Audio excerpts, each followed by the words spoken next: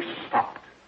You and all other school parent groups about the country, and you must stand united on this and stamp out this frightful assassin of our youth. You can do it by bringing about compulsory education on the subject of narcotics in general, the dread marijuana in particular. That is the purpose of this meeting, ladies and gentlemen, to lay the foundation for a nationwide campaign by you to demand by law such compulsory education. Because it is only through enlightenment that this scourge can be wiped out. Out of the traffic in these drugs, a lawlessness that we can scarcely estimate has grown and is now flourishing. It exists in almost every city and hamlet in the country. It might be interesting and important for you to know some of the methods used in bringing these drugs into the country, and the work of the forces of law and order, which are daily combating the traffic, always at the risk of life, by their agents. This ceaseless fight against the drug traffic is directed by the Department of Narcotics, Washington.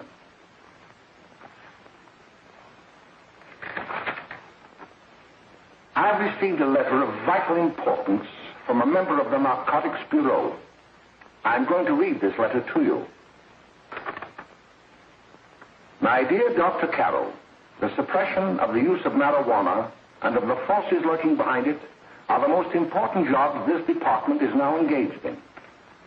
At the outset of this letter, there is one vital fact I would like to submit. There is a powerful agency. I speak of the school parent associations of this country, which can be invaluable in stamping out this scourge. Their help, their eternal vigilance, could be the deciding factor in our fight against it. The weed marijuana is grown in every state in the Union. Recently, in the city of Brooklyn, New York, a field of marijuana was found behind a tenement court. The weed was here being cultivated, regularly stripped and dried and sold in schools and at government army posts in and around New York. The dried leaves and berries are ground up and made into cigarettes by a simple hand machine. The deadly narcotic is thus quickly and easily prepared for its market. The sale of marijuana is even more difficult to detect and halt than the traffic in drugs such as opium, morphine, and heroin. They are hidden in fake jewelry cases, in the heels of shoes, women's shoes especially, because the drugs can be secreted in false heels. Hollowed shaving brushes are another medium.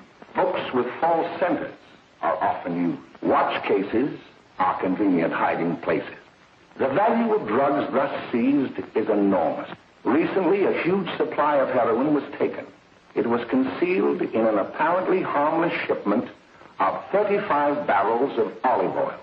The deadly drug was burned in the incinerator of the Bureau of Engraving and Printing. And more vicious, more deadly, even than these soul-destroying drugs, is the menace of marijuana. No doubt many of you do not believe that these things do happen, that they cannot happen to you. You may also believe that the facts have been exaggerated. Let me tell you of something that happened right here in our own city. You probably read about it in the papers. However, I'll give you the real facts behind the case. There was an apartment near one of our high schools. It was run by a woman known as May Coleman.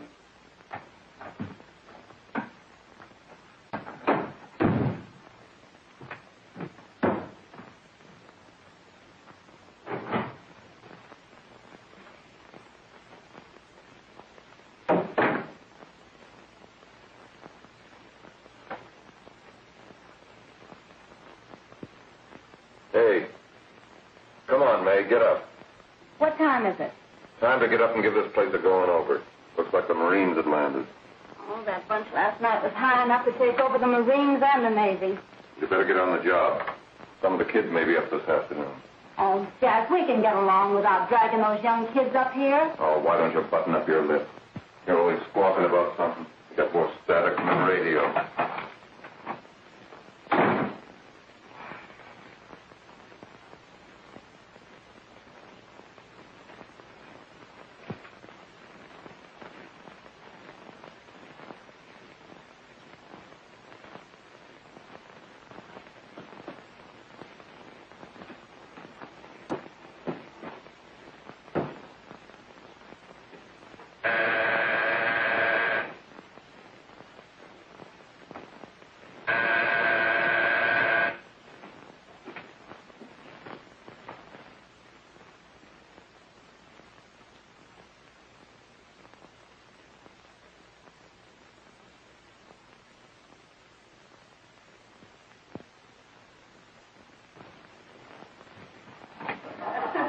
Oh, greetings.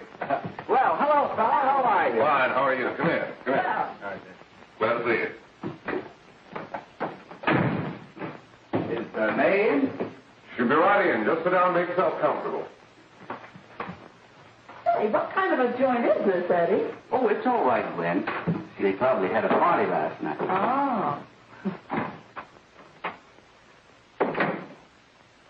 A couple of your customers, May. Yeah?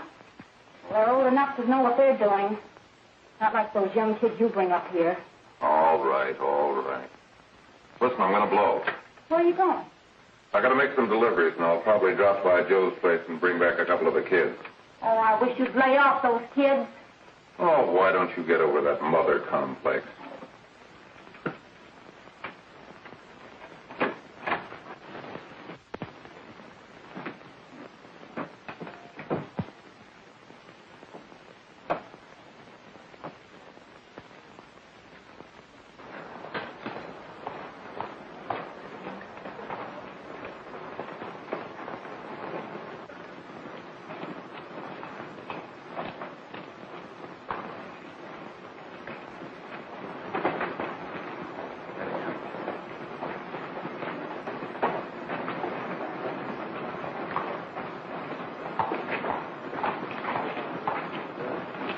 Oh, by the way, Ralph, I'm sort of getting a little party Saturday afternoon over at my grandmother's. You know, the place with the swimming pool? Like to come? Thanks, Eddie. Maybe I will. I'd sure like to have you. Okay, I'll probably drop over. So long, Ralph. See you later. Hey, Ralph. Hi, kid. Fine, Jack, and you? Oh, great. Where you headed? Oh. Hey, how do you like that?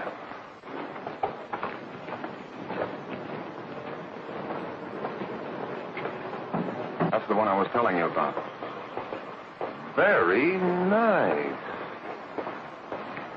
I don't know why you want to make such a fuss over that Ralph Wally. Oh, he's a swell swimmer. He made the freshman team that year he went to college. Yeah, and that lets him out. My dad knows his family. None of them are any good. Father and mother just got a divorce from Paris. Yeah? You know, Ralph runs around pretty much on his own. He's been in a couple of jams. Well, I only kind of say hello to him. I don't go around with him. Well, you better not. He's a little too old for it. That's what my dad said. Hello, Mary.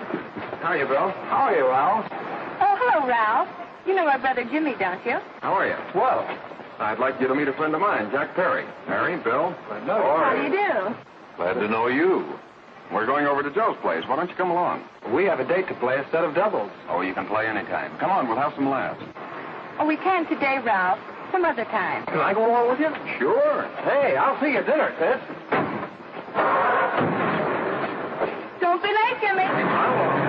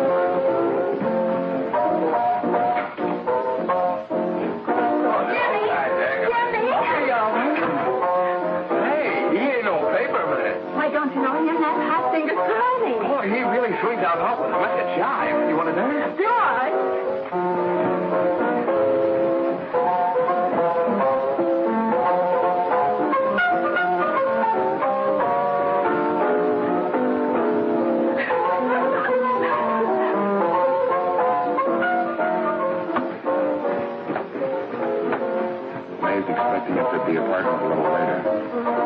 Any new prospects? Maybe.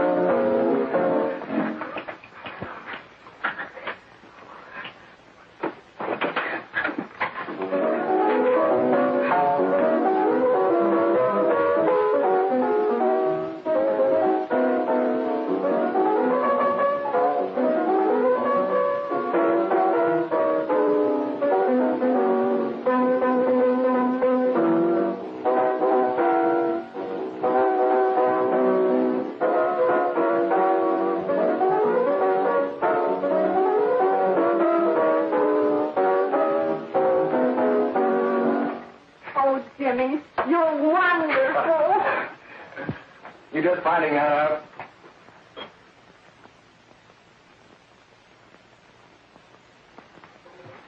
Why can't we go now? Sure. Hey, kids, we're having a little party up at my girlfriend's apartment. Wouldn't you like to come? Oh, I'd love to. You want to come, don't you, Jimmy? Oh, sure. Any place with you. Well, come along. We can all go in my car.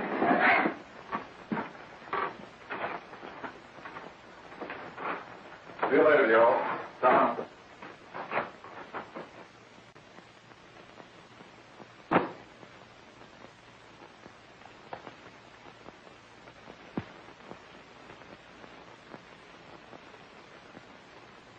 It's sweet of you to help me, Bill. Well, I'll try anything except domestic science. Why, Bill, don't you want to learn something about running your own home? The answer is no. You know, after that session we had yesterday, I went home and told Mother that the trouble with her pot roast gravy was she hadn't added 3 heaping teaspoonfuls of olive oil. What did she say? She didn't say anything. She just threw me out of the kitchen. Well, I don't wonder. Hello, children. Hello, Mother. Hello, Mrs. Lane. That was sweet of you, Mother. Gosh, hot chocolate. Thanks, Mrs. Lane. I know you can't study on empty stomachs. Now then, enjoy yourself. He will. She will too, Mrs. Lane. May I? Oh, thank you, kind sir. You're so very, very kind. Mary, before we do that math, how about reading some of this? It's swell. Romeo and Juliet. Don't you like it? Uh-huh. You know, when I study this, I kind of think of you. I just sort of feel as though you're there beside me. Well, listen. It is my soul that calls upon thy name. How silver sweet sound lovers' tongues by night, like softest music to attending ears. Romeo, My dear, what o'clock tomorrow shall I send to thee? by the hour of 9. I will not fail. 'Tis 20 years till then.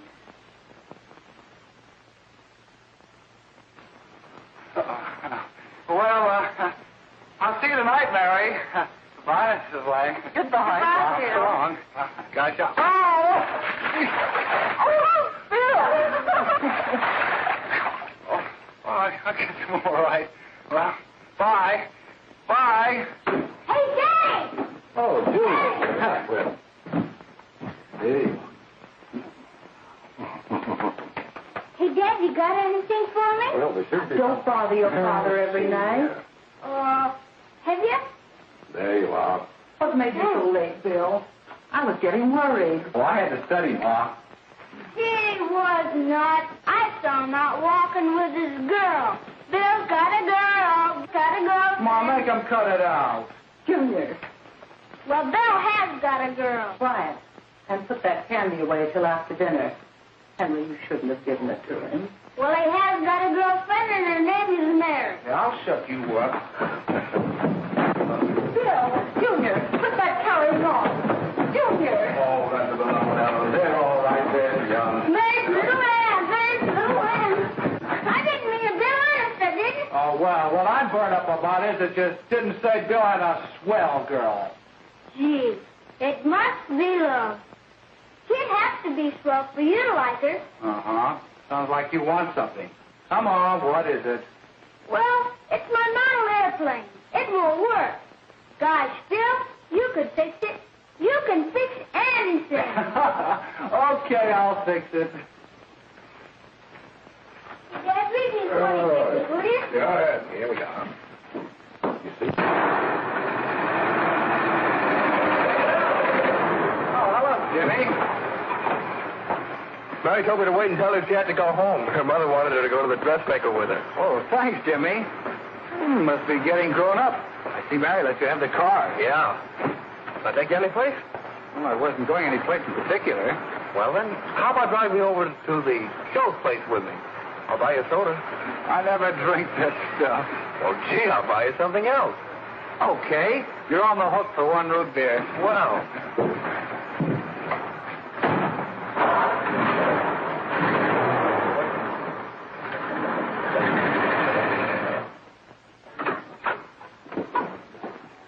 Hi, Bill. Hi, Jimmy. Hey, Jimmy.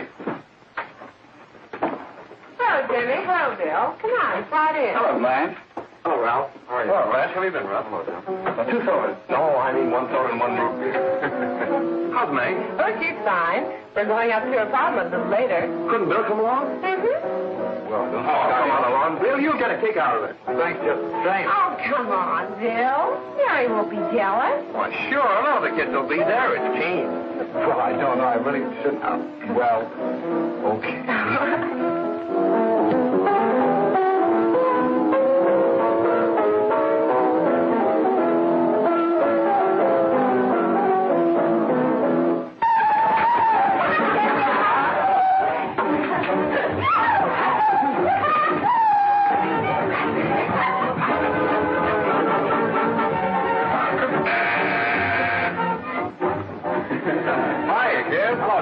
What do you say?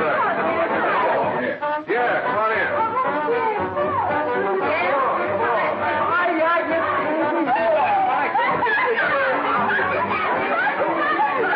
Come on, Bill. Don't stand there.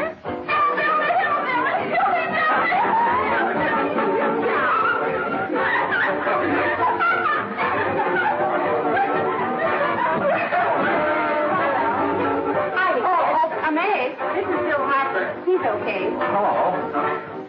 Well, if you say so, it's all right with me. I'll be back in a minute.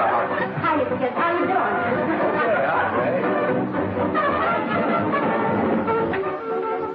There's a new one in the bay. Yeah, Bill Harper.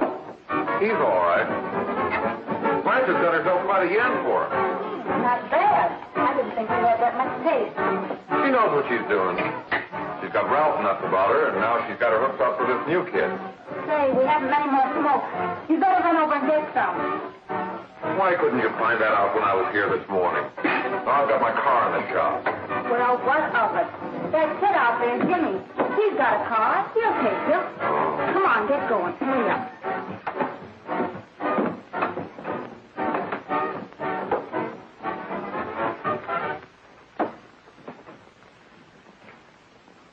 Hey, Jimmy. Yeah? I've got to run over to Cedar Avenue for a minute. You've got a car, haven't you? Well, yeah, my sister. Mind giving me a lift? Why, sure. Come on. Okay.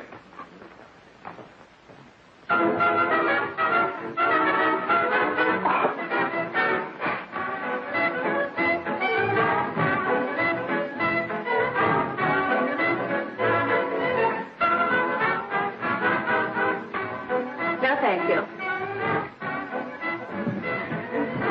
Well, here we are. Oh, thanks. Oh, May, don't forget me.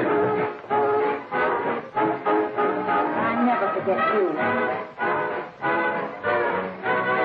Oh, dear. If you want a good smoke, try one of these.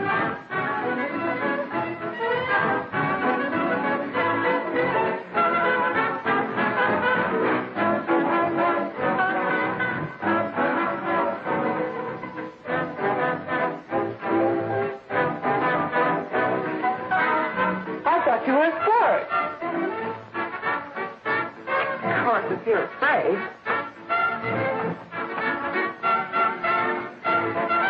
That's better. That's more like it. I know you like that. Really, you will. Or just take a puff of it.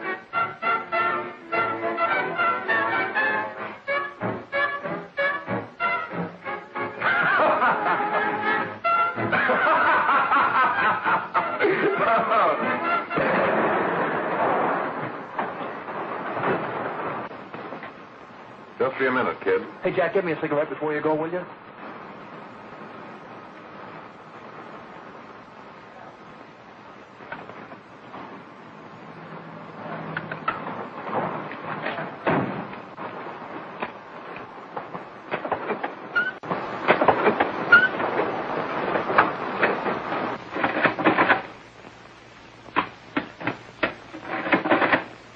Hello, Jack.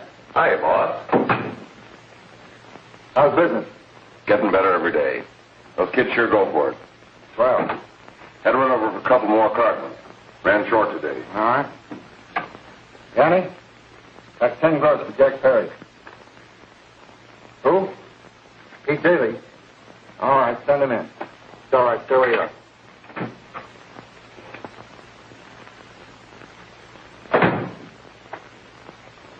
I want to talk to you. All right, go ahead. Jack's okay. What's the beef? Listen, you never heard no beef when I had to sell that rotten gin. You're after the dough, aren't you?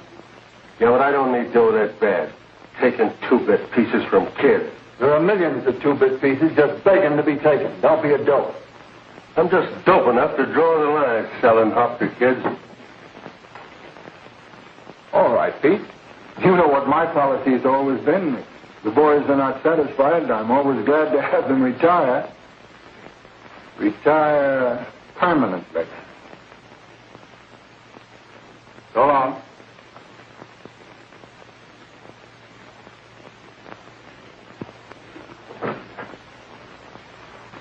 I only wish you had a couple of kids so I could... Get out! All right, Jack, pick up your stuff from Danny. I'll be ready by now. Okay, boss.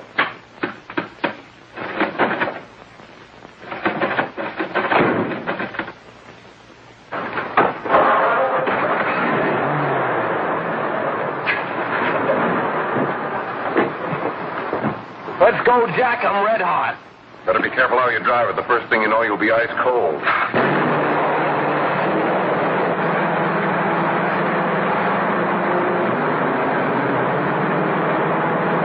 Take it easy, kid. Slow down. You'll kill somebody.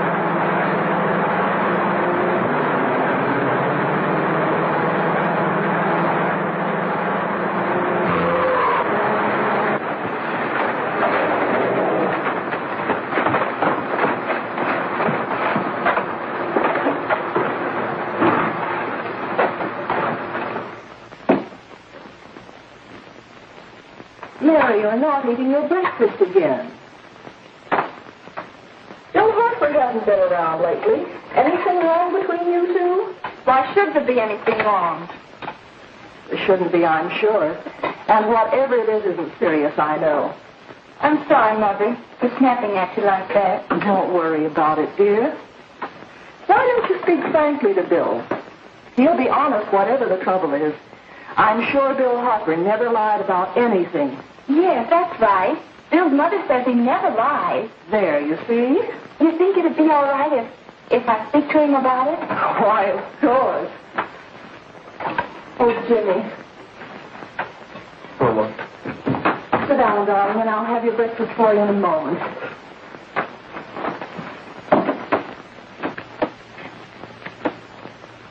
Jimmy, what have I got to worry about? why don't you tell me? Oh, for Pete's sake, don't start to cross-examine me, will you? I'm all right. Jimmy! Don't let Mother see you like that.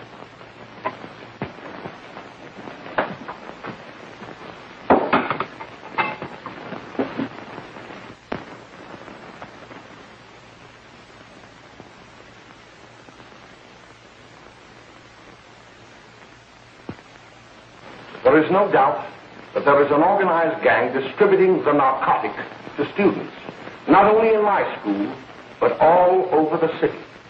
You government men have got to find some way to put an end to it. Of course, I agree with you, Dr. Carroll. But do you realize that marijuana is not like other forms of dope? You see, it grows wild in almost every state in the Union. Therefore, there is practically no interstate commerce in the drug. As a result, the government's hands are tied. And frankly, the only sure cure is a widespread campaign in education. Oh, it's all right to talk about education, Mr. Wyatt. But we educators can't do anything until the public is sufficiently aroused. Let me show you something. In 1930, the records on marijuana in the Washington office of the Narcotics Division scarcely filled a small folder like this. Today, they fill cabinets.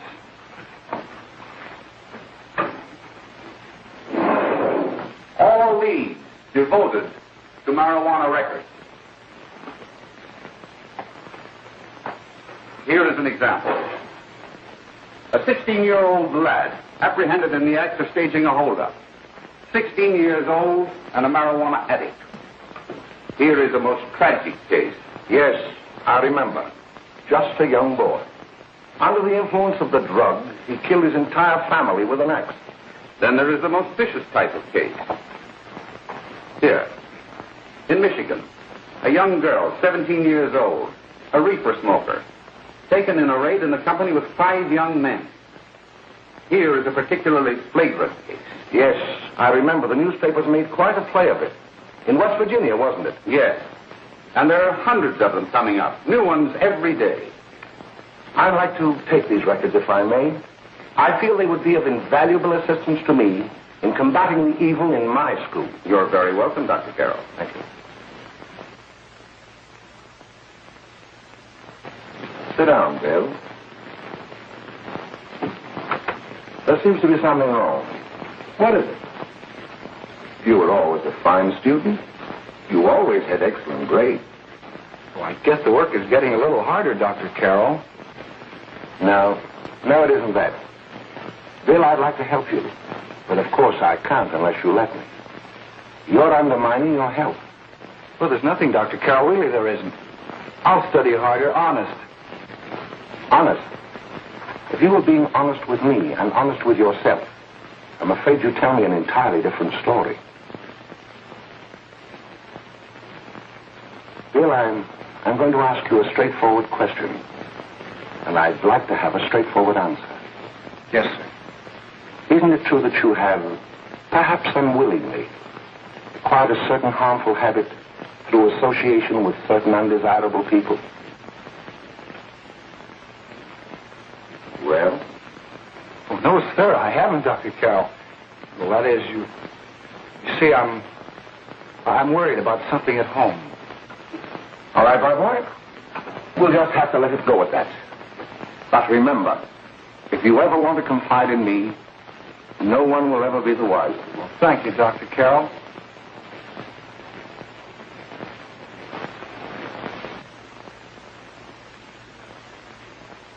Hello, Mary. You want to play a set? Thanks, Teddy, but I'm waiting for someone. Well, if you're waiting for Bill, he hasn't been here for weeks.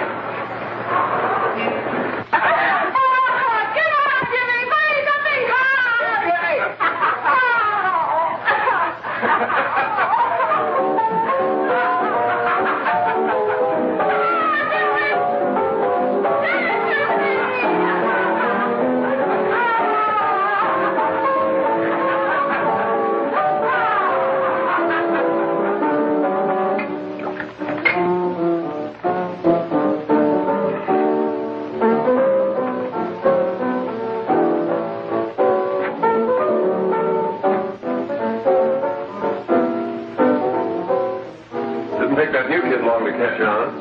Don't take any of them long.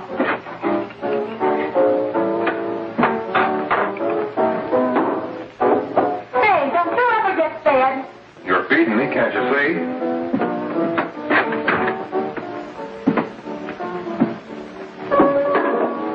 Give me that with a fork, will you? Get it yourself.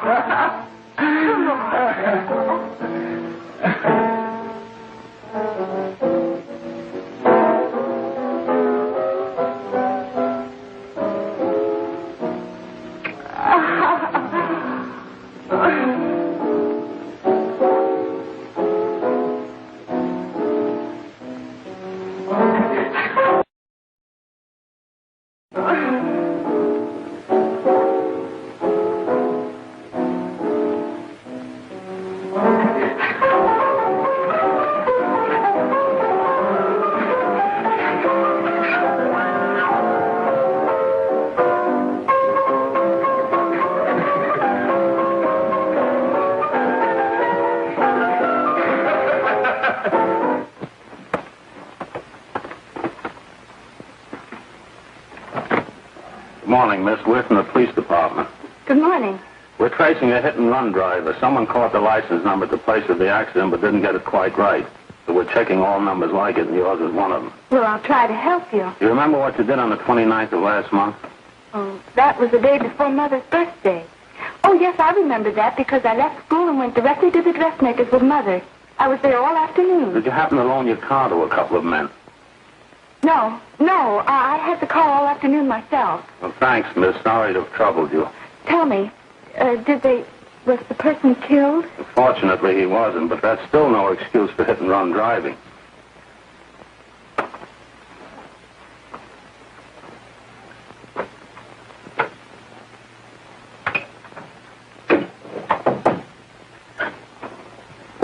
Has Jimmy Lane been here today? He was in. He went over to May's place. You know where that is. Well, he was going to wait for me here, so he didn't give me May's address.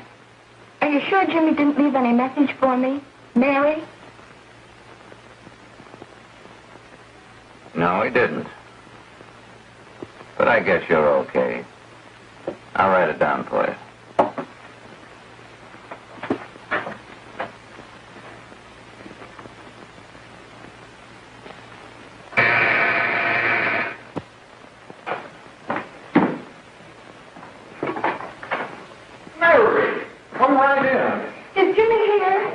Around somewhere. I think he went out to take Agnes home, but he'll be right back. Come in and sit down, Mary. And let me take your coat. Who's the new kid just came in?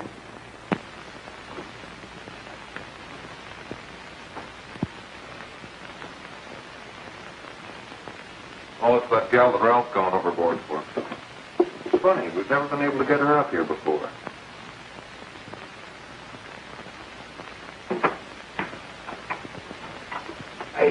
Hey, scram, will you?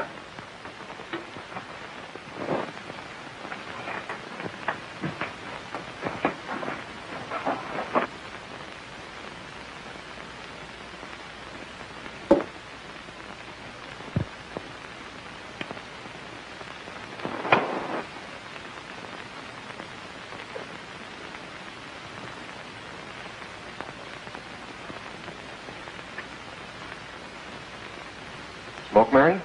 Thanks. Are you sure Jimmy will be back soon? Sure, any minute.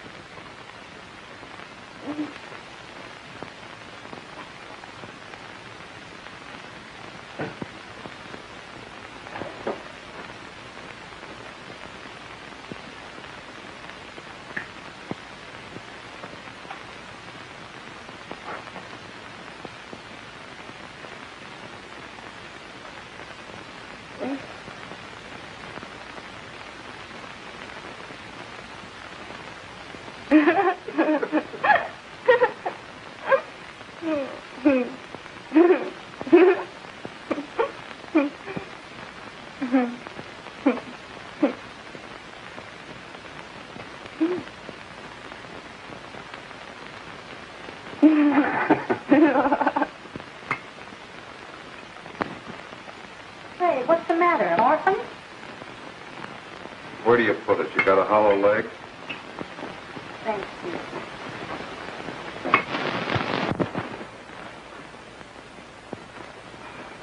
How do you feel, Mary? Oh, Mary, give me a... Mary. Oh, Mary.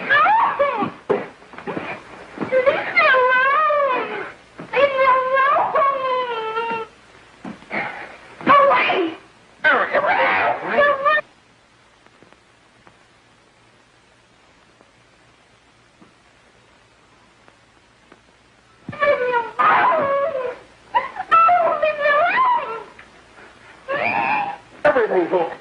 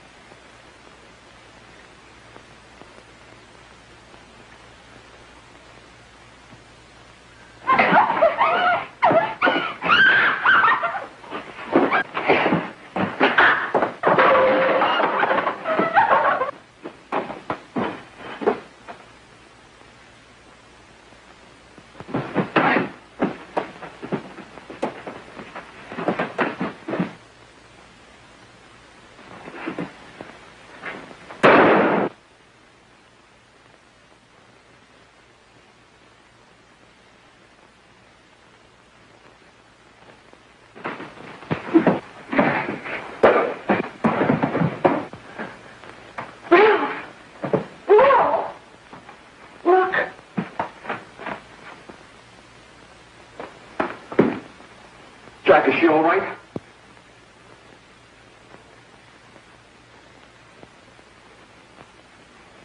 She's dead. May, get me some water. Now listen, you two. I want you to get out of here. Get out of here and forget you're ever in here today. I'll handle this. Now get going.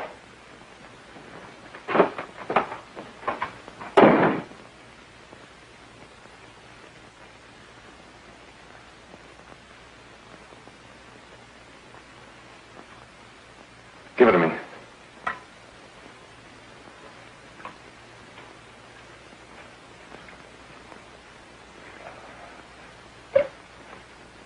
Here.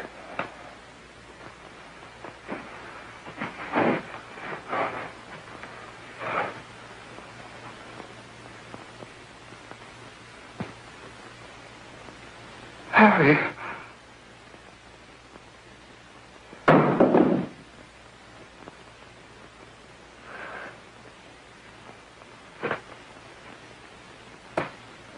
Mary.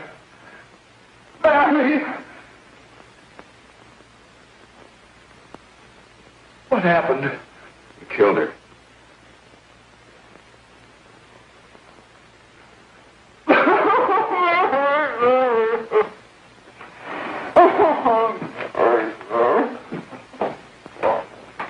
Look. After I scram, you call the cops. And this is your story. Remember it. These two kids came up here for a couple of beers. You're out in the kitchen, you heard the shot. When you got in here, that's what you found. Just stick to that story. Mary. Mary, speak to me. Mary.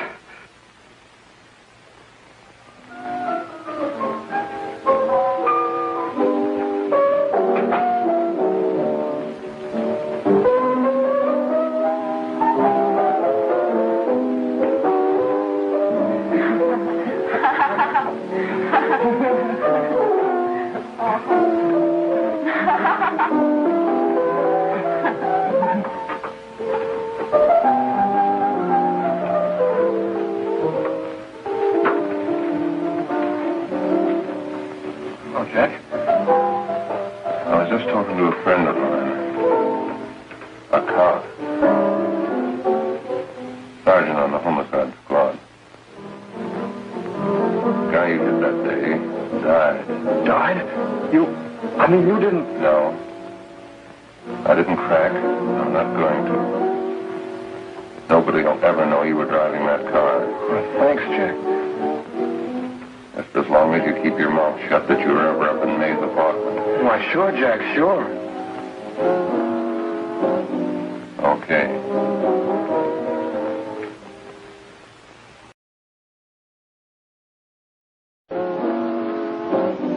Okay.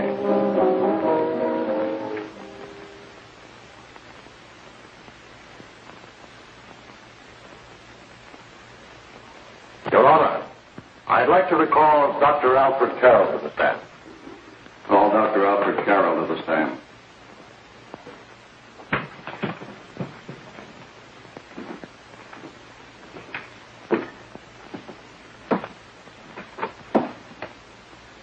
Dr. Carroll, as principal of the Lakeside High School, did you, during the last 3 months, notice any changes in the demeanor and attitude of your student, William Hopper? Yes, in a number of things. For example, at times disassociation of ideas. In another instance, I happened to attend the recent interscholastic tennis matches. And while Bill Hopper had been considered an exceedingly good player, I saw him miss the ball by as much as 3 or 4 feet. This, I understand, could be attributed to the use of marijuana. It causes errors in time, space. Objection, Your Honor. The witness isn't qualified to express opinions upon the effect of narcotics. Sustained. Dr. Carroll has been called merely as a character witness. Well, then, although you didn't know to your own knowledge that the defendant was using marijuana, did you notice any changes that would lead you to believe, as an educator, that he was under some severe mental strain, which might possibly have been induced by some drug? Yes, I recall distinctly a few weeks ago. It was during a class of English literature. There was a serious discussion of Shakespeare's Romeo and Juliet, when he suddenly burst into an uncontrollable fit of hysterical laughter. Oh, by the way, Dr. Carroll, 6 months ago, what would have been your opinion regarding the character of my client?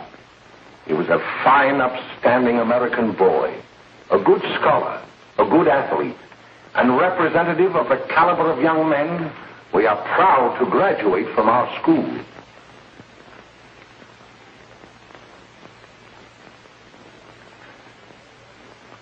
Oh, snap out of it, will you? Not our fault. Why'd I ever bring him up there anyway? He's just a kid. I can't hang him. Shut up, shut up! Why don't you let yourself go? Talk. Go off your nuts and have me that way, too. It was his own fault, wasn't it? Shut up! They've got it hidden out, haven't they? The cops can't find it. Jack, I want to get out of this place. You're going to stay here as long as we have to keep those two out there undercover. Until the trial's over. The boss gets a better idea. But they're getting on my nerves. It can't last much longer. Not worried about her. We got to keep him gagged. Oh, he's about ready to crack. All you got to do is keep him from having too many reefers. Any day now, that punk will get hot. He'll probably spill and tell all he knows if he gets the chance.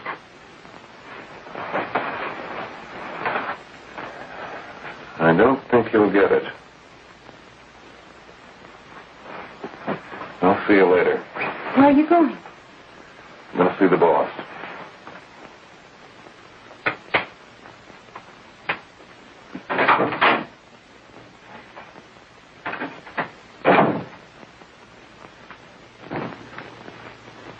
Hello, Jack.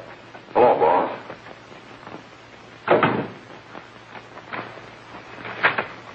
What are we going to do about that Wiley guy? Still jittery, huh? I don't know what the punk's going to do. Keep feeding him those hot sticks. That's what May's been doing. That's no good. I got a hunch that he's due to crack when that Harper verdict comes in. He's on the tee. He's liable to take a powder on us and blow his topper to the DA. You mean you think we'd all be better off if he never heard the verdict? Well, what are you waiting for?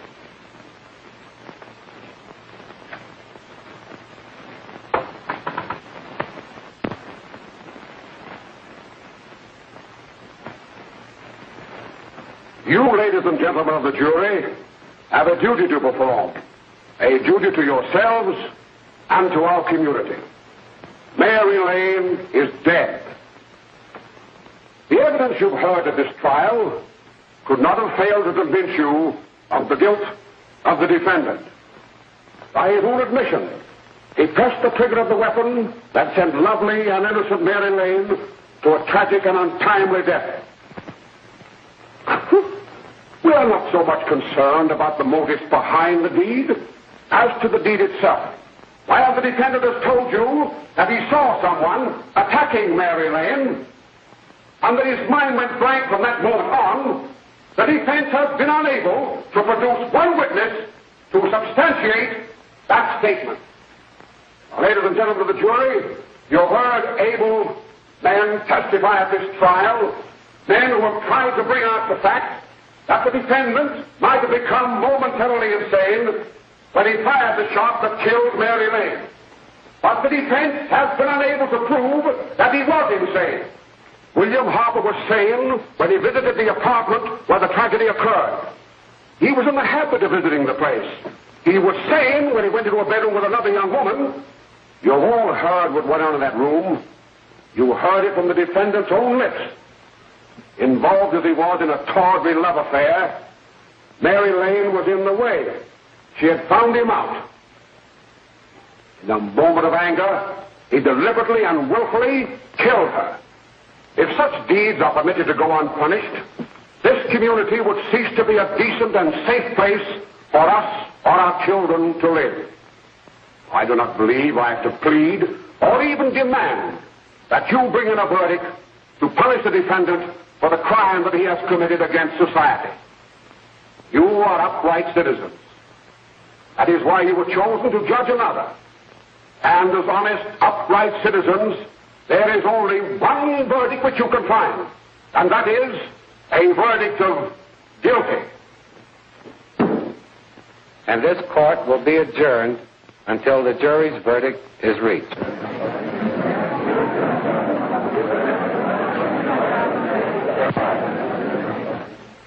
I suppose you all feel the same about this case.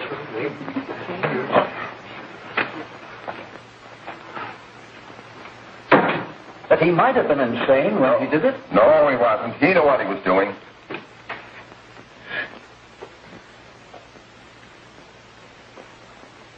But supposing he was insane? You can never make me believe it nor anybody else. We'll take a first vote.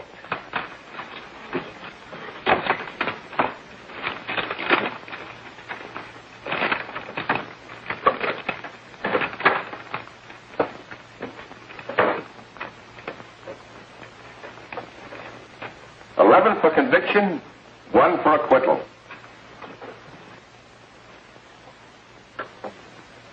But there's a reasonable doubt about the boy's sanity. We can't. No doubt about the fact that he murdered her. He admitted it himself. That wasn't the first time he was there.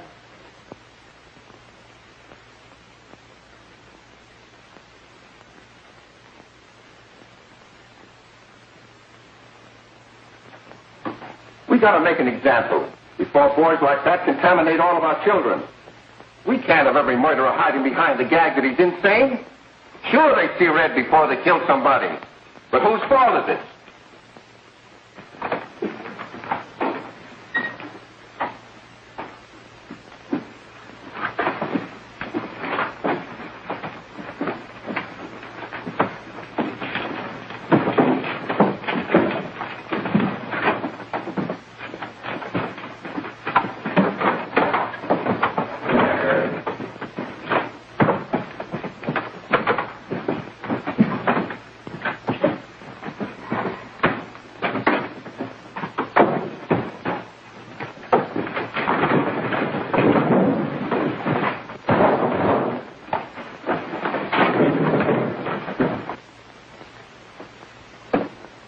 Have you reached a verdict?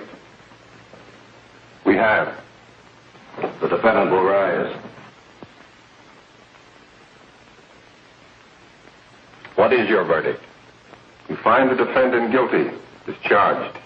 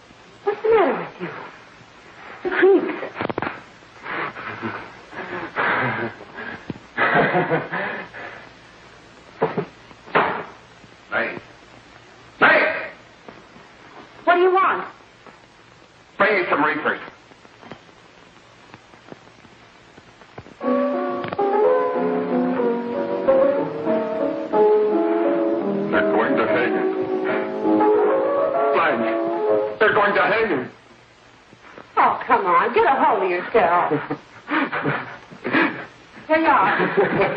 Quit that crazy laughing. Where's Jack? I want to get out of here. They'll pick you up and hang you if you don't pipe down. I want to see Jack. Jack. I want to see Jack. Jack. You'd better quiet him. I can't do anything with him.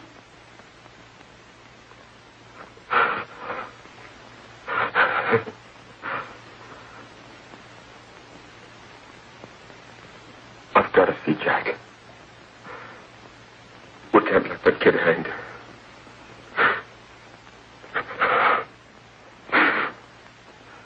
He'll be here. Don't worry. He'll be here in a little while.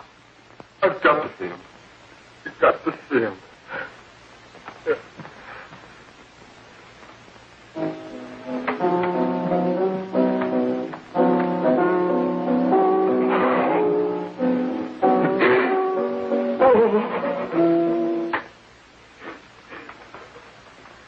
Come on, darling.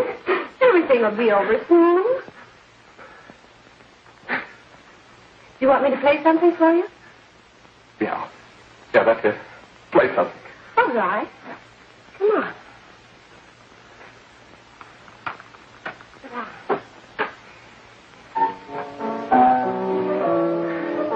Honey, give me a smoke, will you?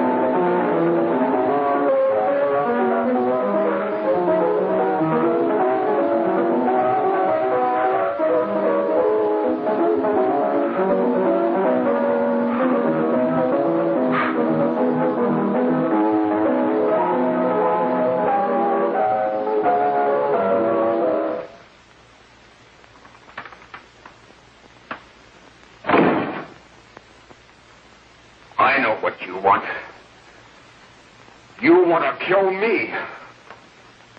You're crazy. Take it easy, kid. I just want to talk to you.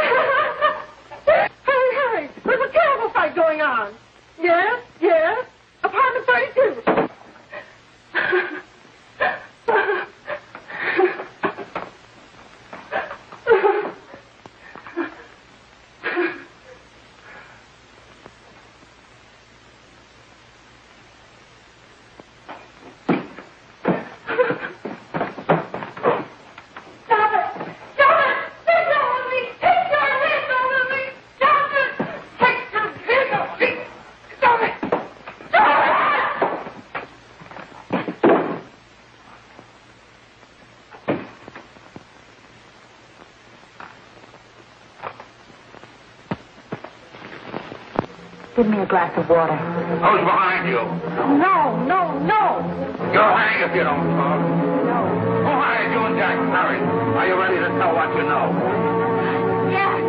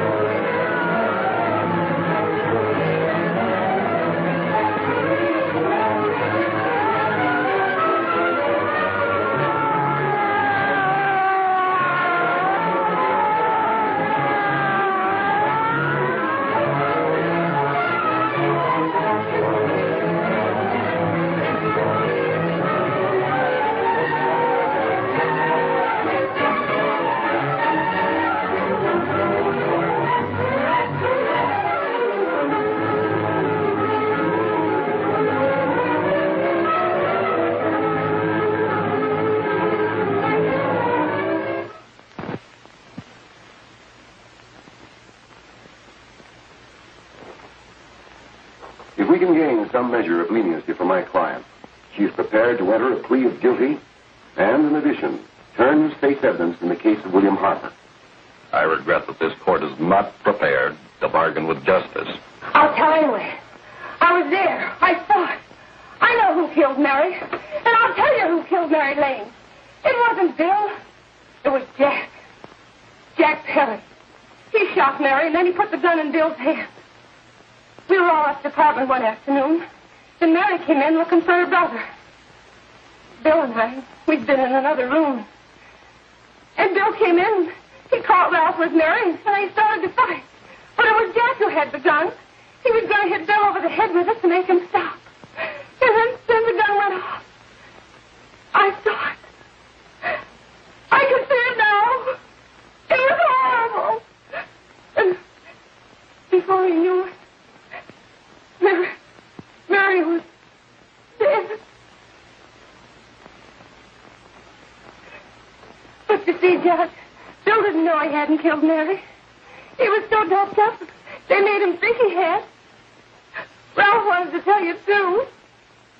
Oh, if they'd only let him. But this is the truth, Judge. I'm telling you the truth. After Jack saw the where he was dead, he put the gun in Bill's hand. It was Jack's fault. And it was my fault, too. I got all of them to come up to the apartment. I'm just as much to blame. I am. Do I understand you wish to plead guilty to a charge of fostering moral delinquency in the case of William Harper? Yes, I'm guilty. I am. Prepare a statement for signature, and also an order setting aside the jury's verdict in the case of the People versus William Harper. In the interests of justice, I shall direct the verdict of not guilty.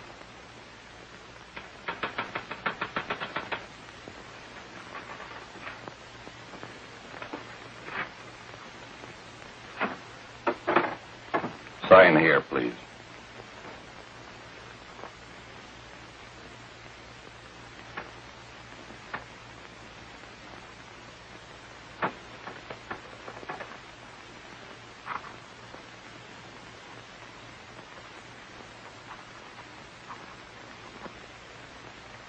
You shall be brought into court on Thursday, the 17th, when sentence will be pronounced. Meanwhile, you will be held as a material witness in the case of the people versus Ralph Wiley.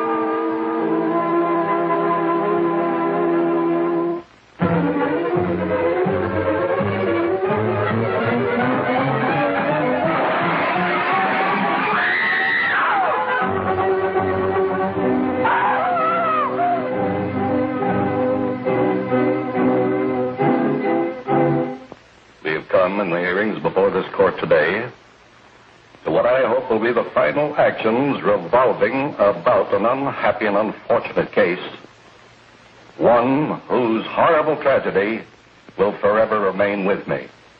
I am happy to have been enabled, before it was too late, to order the verdict of the jury in the case of the people versus William Harper to be set aside. But, young man, although this court is convinced that to declare you guilty would have been a gross miscarriage of justice, we cannot condone your acts. And we can express only the hope that your experiences may not alone keep you, but thousands of others from the vicious pitfalls of marijuana. Thus, I am ordering you to remain in this court during the next case, so that you will be obliged to witness what you yourself so narrowly escaped. Call the case of the people versus Ralph Wiley.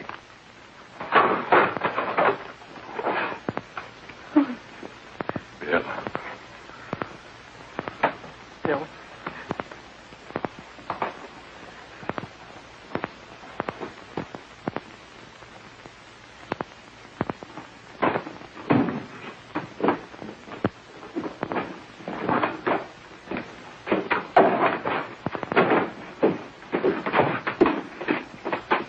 Your Honor, in this case, the state waives trial of the defendant, Ralph Wiley.